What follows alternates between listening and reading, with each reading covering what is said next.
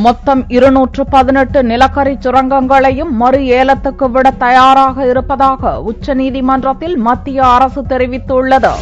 1,86,000 கோடி ரூபாய் அளவுக்கு முறைகேடு நடந்ததாக கூறப்படும் நிலக்கரி சுரங்க ஊழல் வழக்கை விசாரித்த உச்சநீதிமன்றம் 1993 ஆண்டு முதல் 2011 ஆண்டு வரை ஒதுக்கீடு செய்யப்பட்ட 218 நிலக்கரி சுரங்கங்களும் சட்ட விரோதமானவை என்று கடந்த மாதம் 25ஆம் தேதி அறிவித்தது.